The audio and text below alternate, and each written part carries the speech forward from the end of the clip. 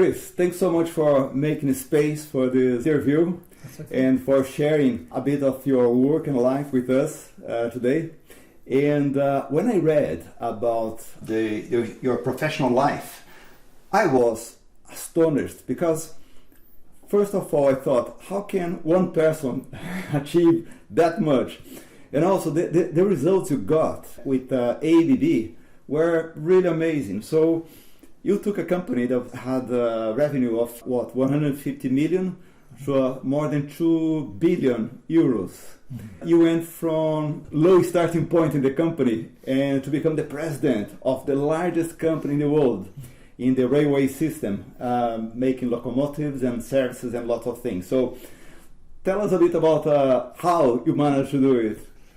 Well, I wondered myself really when I look back. But no, I was a sandwich course student originally. It was sponsored by British Rail Engineering, and that was a great start. It was fantastic training and experience on the shop floor, and understood how people worked and how good actually a lot of the shop floor staff were. And then I was appointed as a supervisor to start with, and I think that was one of the most telling things, because I thought, well, why am I a supervisor? These guys know more about it than I do, and I'm supposed to be supervising them. And that was a bit of a challenge, and I thought, well, maybe I can help them get a better way of working, or asking them what really upsets them about the way things are. And we had a chat, and then I said, well, why don't you come up with some plans? I'll see if I can put them in. And that was involving conveyor belts they wanted, because there's a lot of heavy lifting, and then some cranes, simple things. And we got them implemented, and then I was taken away and went to London as a PA to the board director. But so my life seemed to sort of continue from those shop floor experiences into bigger fields, if you like. But I was always trying to improve. But as I got on and realised that really I am not the font of all knowledge. The font of all knowledge actually is in the workforce. And I think that was really hit home to me, that you're not expected to be the innovator in chief and the brains of everything, but your workforce, really, they are the ones. And you don't have to reinvent the wheel. You can look at what other companies do, and you can talk to people, and suddenly solutions are put forward. The key is picking out the good solutions and acting on them quickly, I would say. So it means that you allowed, or you distributed power to people there on the shopping floor to make decisions about improvements, innovations. Well, that became particularly critical, I think, when we got to a stage of privatising the workshops division. We had 8 factories at that time, and we had to we were privatising 4 of them. They were the main new build construction works and the main refurbishment repair centres at Crewe and Derby and York, 2 factories in Derby. So that was the restructuring of the company and the recognition that we had to be very competitive to survive in a privatised world. So that was, and then we had a new managing director from the private sector came in. He asked me to restructure the company as a decentralised organisation and headed up a working party, which I did. And then he put me in as works manager at one of the works, Derby Loco, and we introduced the business unit philosophy with power and authority and accountability pushed down to this business unit rather than at works manager level and functional here and there. And but it could go wrong. Were you not anxious about the possible mess that it could become, or not? Not really, no. I believed that I had seen through my experience the futility of some of the functional organisation structures where it was easy to pass the buck. It was easy to pass responsibility. Nobody was ever accountable. You had to have endless meetings to coordinate all these functional departments. So at the end of the day, these were all wiped out, and we had a very focus structure to deal with a particular product or repair unit or whatever it might be. And that enabled decision making to be at that level, no excuses. That guy in charge was responsible. That's amazing. That's the first, and that brought about dramatic changes because that person had to deliver, but we also had to support him because he might not have had all the skills, and so we had training and development and assistance with his team. How many people you had working for you at that time? Well, at that time in Daimler it was about 2,500 people. So the other factories, crew had about 4,000. Derby Carriage was 4,000. So and York was about 2,000. So we had about 12,000 in the 4 key factories in total.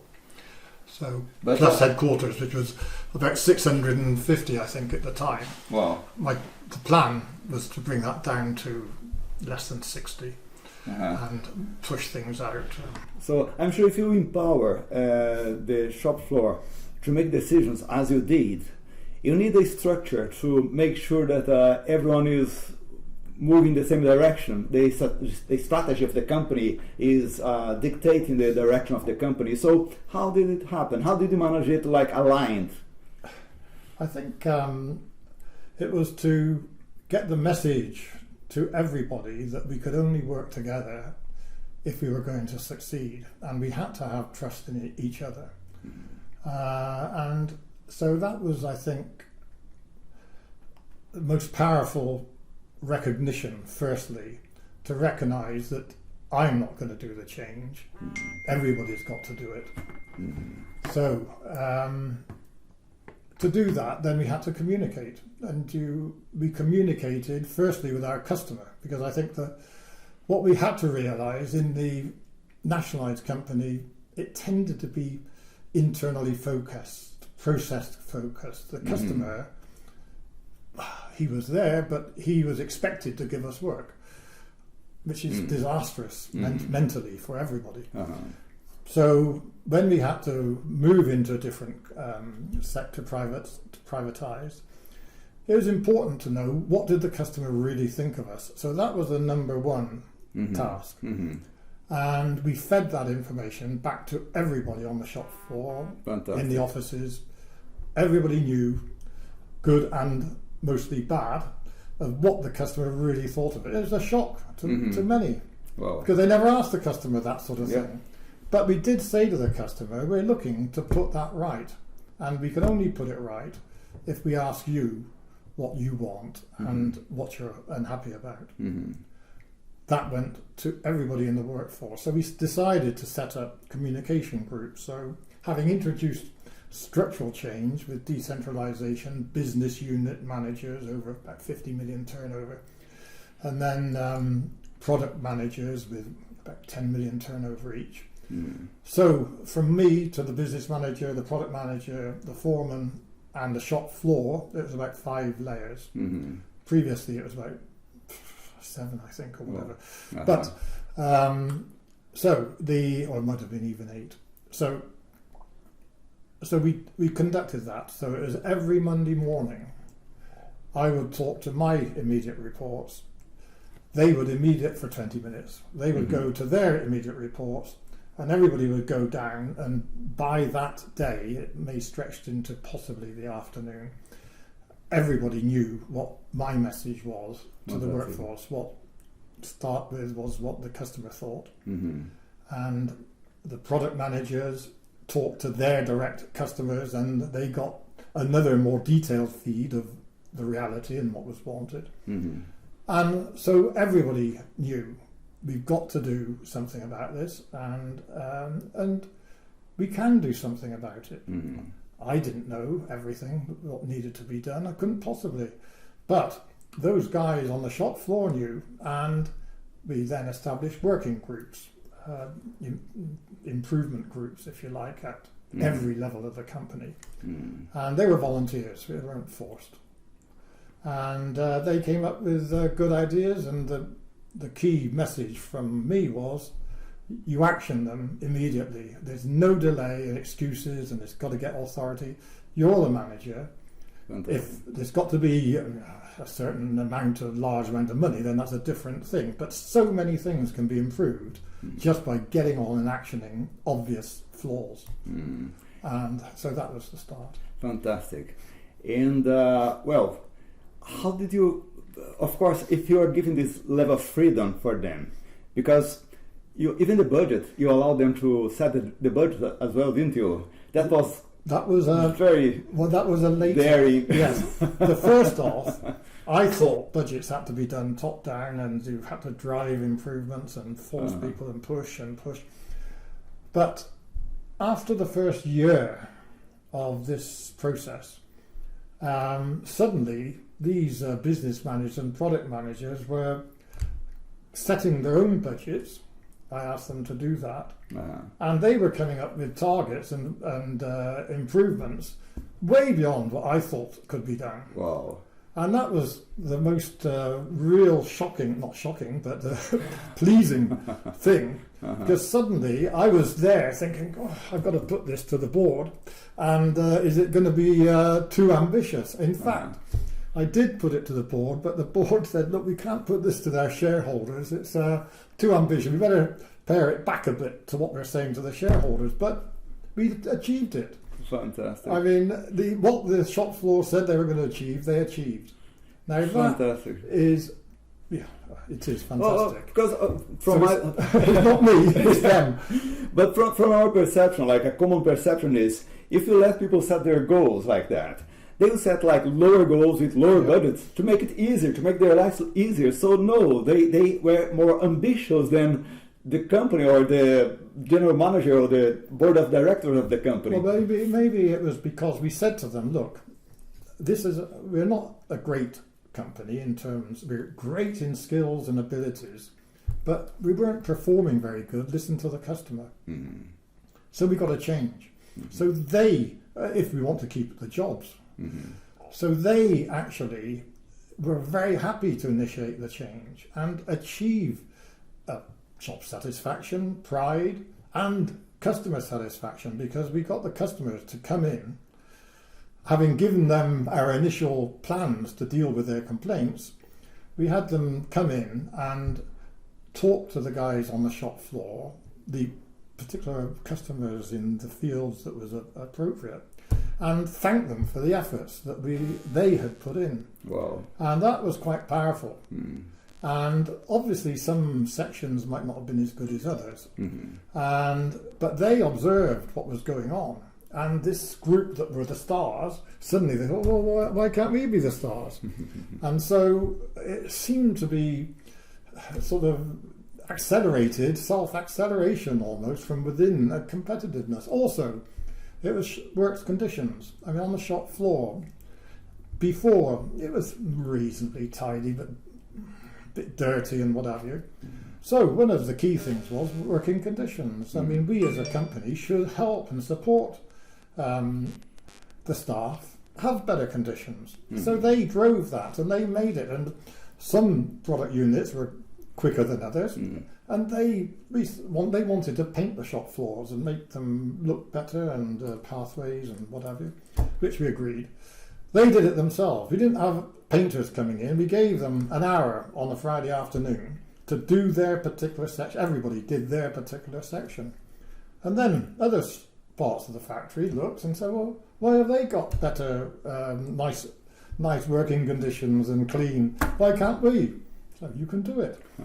And so it seemed to accelerate. Fantastic. And it changed my role, really, because from building up to that, I was always trying to drive this type of thinking. But now I was very much more strategic, which possibly enabled me to take on some other jobs within the new ABB and Adtrans organisations, in addition to the job of running the UK customer support operation. Fantastic. And I read about a couple of principles that you learned from your dad, foundations from your dad. So how did it influence your style of work or this belief that you had that people would do it?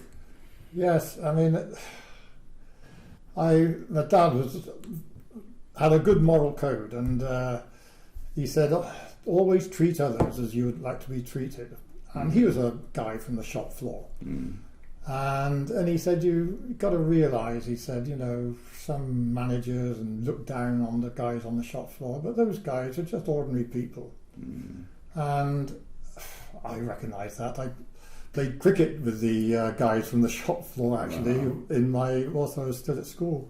And it really helps, it hits home that, yes, they have a pride, they like to do a good job, and it's wrong to think the only way that they're going to do a good job is by managers driving them or whatever. And I think it was the lack of trust results in bonus schemes and time study, and you've got to this, that and the other, which caused enormous conflict within the company. And I had to actually work on a working party to sort all that lot out at one stage. But I mean, putting trust and recognising that people are proud of what they do, and if you can encourage them to do more, then they'll be even more proud, and that is a real fundamental, I believe. And the other lesson was you're actually much better than you think you are. And I think that was something at school, because they always encouraged me to ask if I didn't know, and people feel embarrassed to ask because they think everybody else knows, but in fact everybody else doesn't know, and you're no different to everybody else. And that message of you, and I felt that all the way through my career, that everybody up there was always better because they're all the way up there. But as I got progressively up, I found that they weren't actually any better than me. But they were very good at the job. I don't mean that disparagingly, but and I think the same applies not just to me, but to everybody in the factory. They're better than either they think they are, or the management thinks they are. And if you give them the freedom, then they will show you that they are, because they know more about the real fundamentals of your business, where there's bad quality, why there's bad quality, what is needed to put it right. And those were key elements of some of the working groups. And it didn't cost a lot of money to put it right. And it was those guys that really, the releasing of their energy in the company, which was so great. Fantastic. It's something remarkable, though, that I find is that you were a government-run company, British Railway, or part of British Railway, and then you became a private company. That's a huge challenge, because there is a whole mindset of government-run companies that is really not very dynamic, usually, in most cases. And so how did you transform this mindset of a government company into a private company that was agile, fast, and delegating a lot of authority, and with the results that you got? I think one of the things is trust. And I think you can't do it by yourself. And it's a matter of trusting the workforce and them trusting the management, which, if you think of our company, it was bedeviled by strikes in the 70s and 80s. And there was mistrust between management and the men, and it was a dreadful situation, really.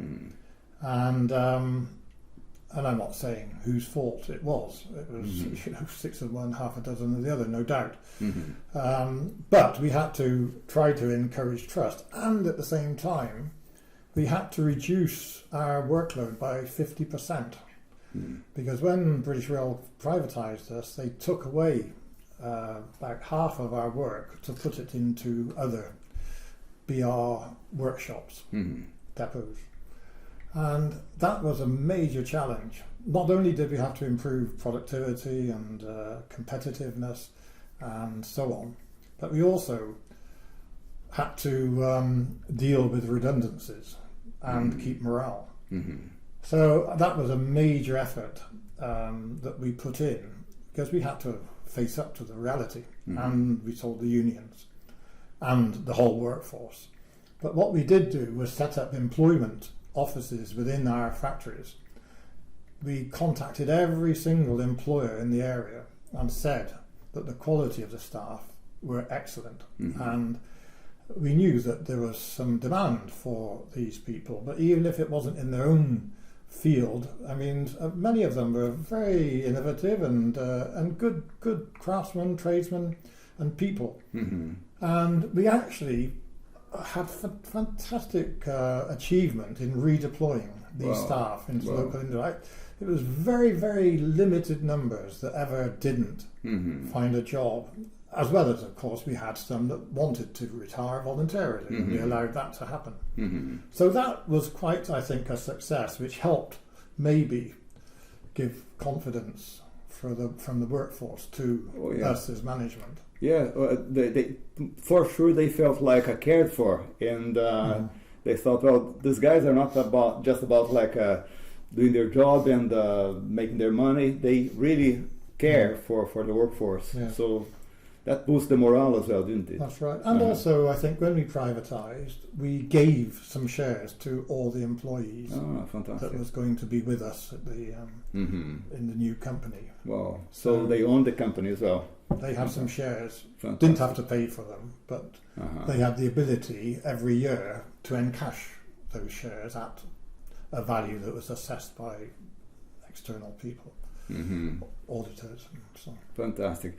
Chris, can you give us a glimpse on, I have the list here, but I would like to hear from you, the results you got in the end from implementing all these innovations that you did there. I read the list and I was so impressed. So perhaps if I read it. Yes. But I was checking here. Well, we needed rapid success in changing the company, because all the work was going out to competitive tender. A third in the first year, two-thirds by the second year, and everything by the third year. And so the customer complaints, which was the first thing we focused on, were eliminated within the first year. Wow. And I can remember being involved in crisis meetings with the customer once every month. It was a standard thing. Complaints of vehicles were waiting because of shortage of materials and you name it, breakdowns and what have you. So those complaints ended up being eliminated in the first year, and the customer said, well, I don't really want to have any more of these meetings. We're wasting our time. We're coming down. Thank you for the lunch, but you know, it's we've got other things to be dealing with. So I said, well, before you go, we just have a final trip around the factories, and if you could just talk to the guys what you feel about what they have achieved, which they did. And that was very good. So that was the first customer complaint. So the customer told the guys in the factory what they felt. Yes. Amazing. Yes. And that was really... and they noticed, of course, the customer, by coming around the factory again, that whilst it would look dirty and what have you in the before, they saw the factories being absolutely spotless. In fact, I used to smoke in those days, and I would go around the factories regularly, and I would be smoking, and then I noticed once all these people were looking at me, and I had the ash, and I looked at them, and I put it in my hand, and they laughed. Watching you. Yeah, that's right. But anyway, that was the customer complaints. But then stock shortages. We had a centralised computer system, which was geared to actually have 92% first pick availability. That meant 8% nil stocks at any one time. Now that might, and we were told by the functional heads and BR that this was the most efficient way of running a company. Well, we did away with that centralised, and we moved it down to the businesses and product units, and they managed the customer supplier chain. And again, I think within the year, I think we we virtually had nil stocks. It was very abnormal if there was a nil stock item. Mm-hmm. And in the previous system, we had stock turns of 4. Mm-hmm.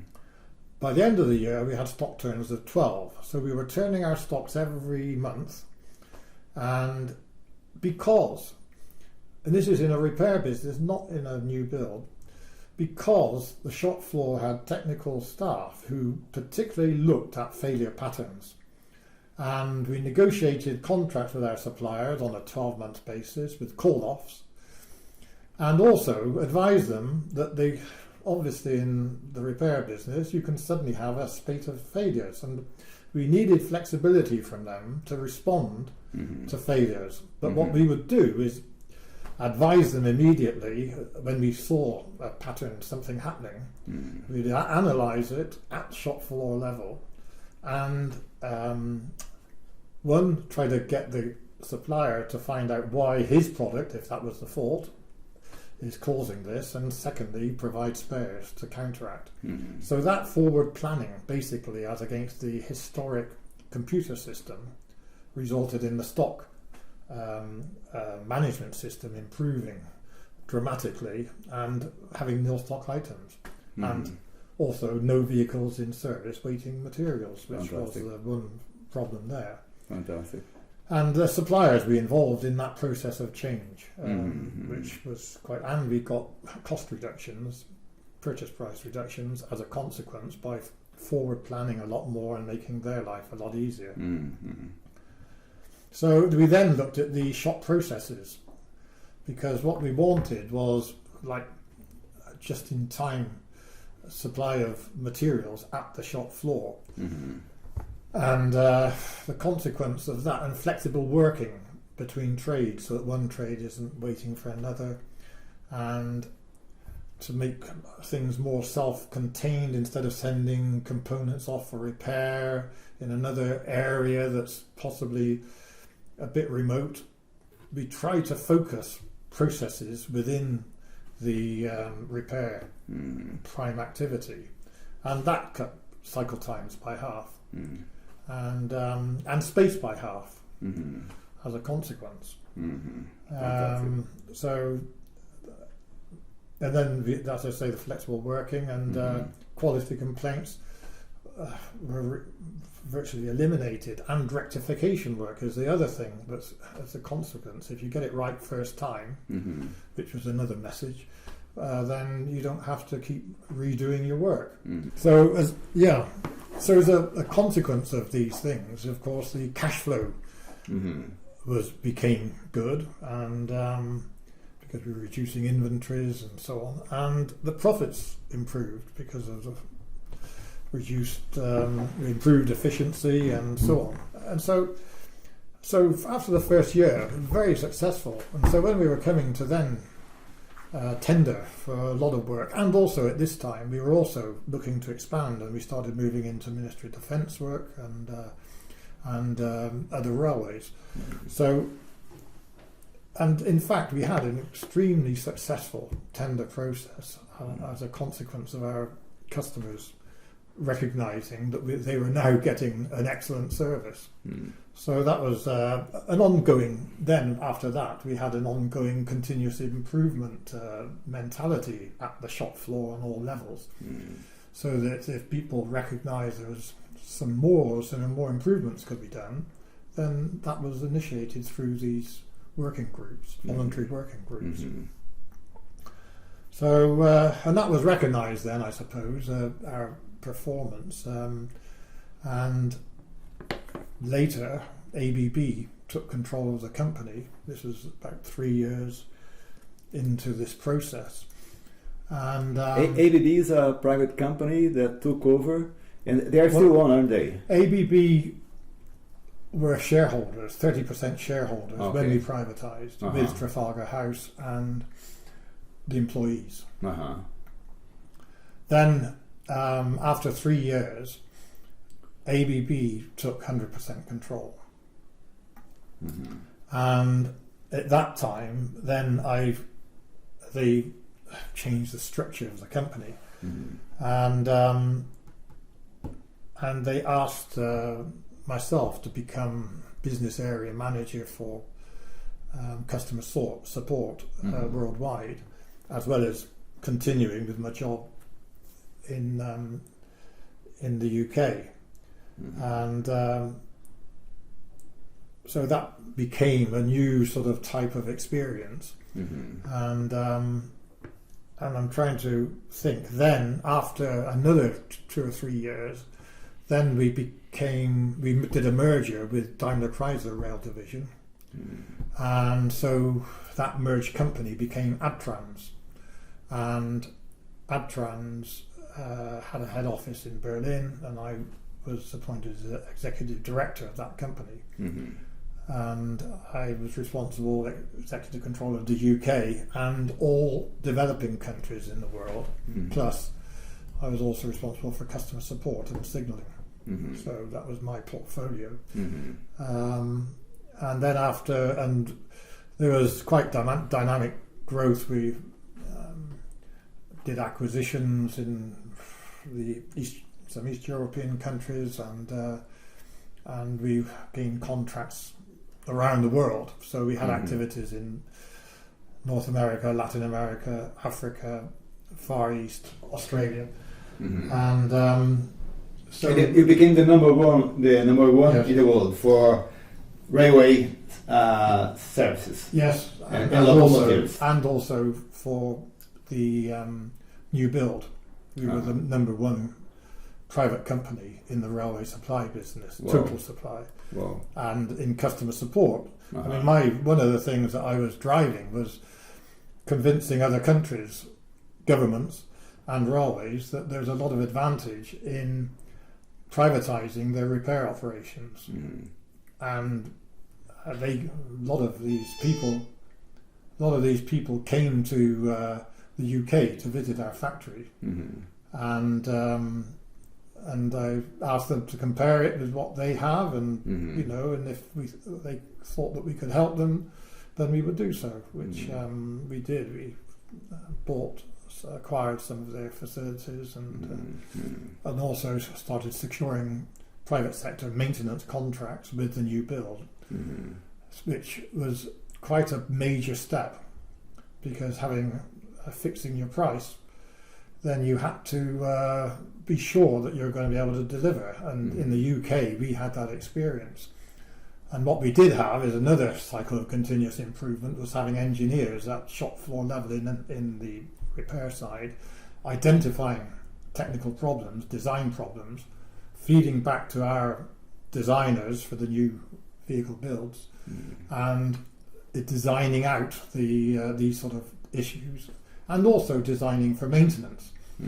So as we went forward, there was design for maintenance became a key thing, and that enabled maintenance costs again to reduce. So the contracts that we entered into became very profitable.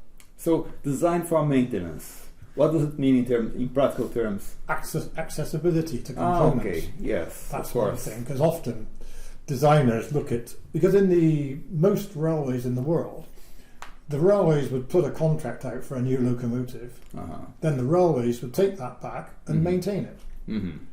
So there was no incentive to design for maintenance. The incentive was to design first costs as cheap as possible to win the contract. So there was a fundamental shift in thinking, and I was pushing that argument to the railways around the world, that there's a real advantage to buy new equipment from companies that understood designing for maintenance is very important, and designing for maintenance and reliability, and that you will get benefits, which is what happened, because the availability of vehicles pre-privatisation of rail was around 70%. After about a year or so, that figure went up to 92%, and the 8% were vehicles under maintenance or refurbishment or whatever. So you had the railways had enormous improvement in the use of their assets. They had 22 on 70, which is 30% extra capacity with that amount of rolling stock. Amazing. And in UK, the demand increased and increased. So without investing in new vehicles, the operating railways had a lot more vehicles to run trains and carry passengers. Fantastic. Which was a feature of that period. So profitability went to the roof. Yeah, I wouldn't say it was. We were always subject to competitive tender, but there was always, yes, there was always a strong profitability and cash flow. Fantastic, wonderful, Chris. We are in the middle of a pandemic. We have a threat of lockdown again. Many businesses are really anxious, and we know that many businesses failed already, and it's a very tense situation. With your experience and wisdom, what would you tell to the entrepreneurs today, to those who are in charge of business, like you were in charge a few years ago? What would you like to tell them? Yes, it's a really dreadful period, and I think you've got to face up to the reality of the situation, and I think you've got to be honest with your workforce and so on. And hopefully the government is providing support where it can. But I think you've got to look to be ready for the future, because there is going to be a future. And I think we've all, those of us that are older, have lived through a lot of ups and downs and apparent crises and 12% unemployment in the country. But it comes back, and the key is to plan to how you're going to be even more invigorated and competitive in the future, to be a market leader if you can, and be in demand from your customers. So I think means that you've got to employ all the talents of your workforce, trust them, tell them the truth about what the reality is, and that you're doing your best to protect them, but there's going to be a future, and we hope, not maybe all companies, but certainly plan what is the future and what innovative products are going to be future's demand, and there always is going to be a future, but be keen, slim, and competitive, and have a strong, reactive workforce and use them. Fantastic, wonderful. You can't afford to lose. Oh, you don't afford to lose good people. Yes. Well, I think that was an ABB lesson that I learned,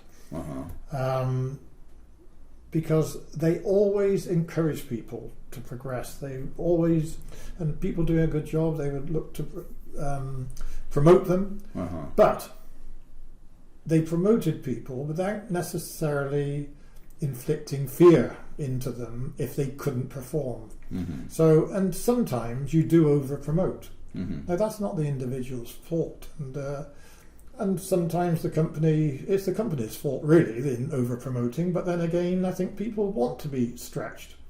But if you get overstretched, then accept that as a reality. And ABB would always look to take those people and say, look, I think we'd like you to go to another job where we know you are good, and it would be not necessarily in the same location, and they wouldn't penalise the guy financially, but they would get the best out of that guy in a job that he was good at, and recognise that job that he had been promoted to maybe wasn't his forte, and I think that generates trust and confidence in the workshop, in the management, and the way they deal with them.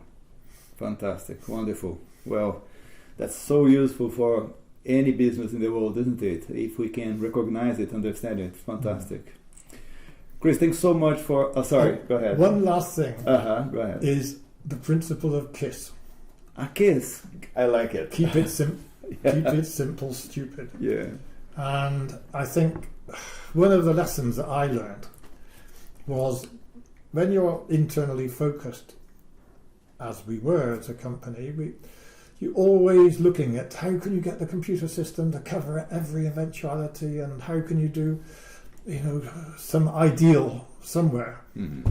And this idea that you've got to get 100% isn't necessarily the way. What is important for the customer is get improvement immediately. Mm. And the improvement that you can give by your processes, you're better to have 80% of a standard system, a simple standard system. Forget about the 20%, which can be dealt with in another way, but get the benefits of that improvement immediately.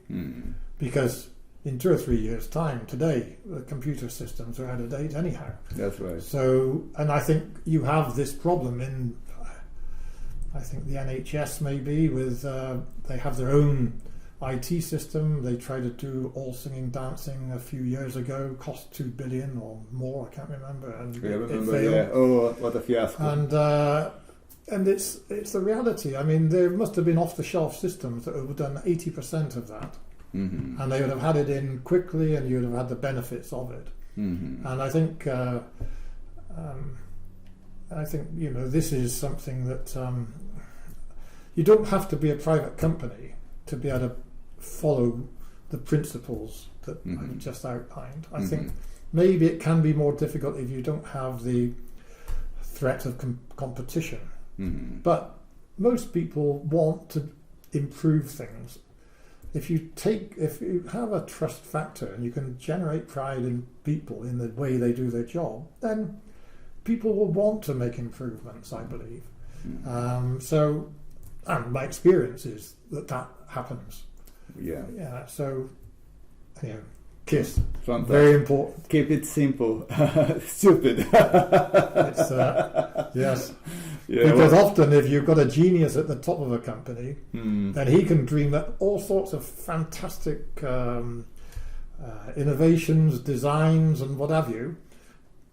But it's the application that's key, and are you going to sell them, and can people follow what you're saying through a large company or any size company? And the simpler it is, the more chance you've got of it working. And I think the message also is KISS and apply. Sorry, it's the it's the. I'm just trying to think. It's do. Yes, sorry. The key thing about KISS is also do the simple things well. Do them very well, and often even the simple things can be overlooked or bypassed because they think, oh, that's too simple. And nothing is too simple. If you can follow a simple, understandable process, then the key is doing it well every time. And I'm afraid you can lose the focus and you go adrift. And so you don't have to have complex systems. Keep it simple, do it well. I think that was the other message I think we had. Fantastic, excellent, wonderful. Chris, thank you so much for your time. So much wisdom, so much experience being brought in a short interview like that, and I'm sure it will be a great benefit for everyone who listens and wants to learn from you. I learned a lot. Thank you so much. I hope so. Thank you. Thank you. Cheers. Great, fantastic. Well, so much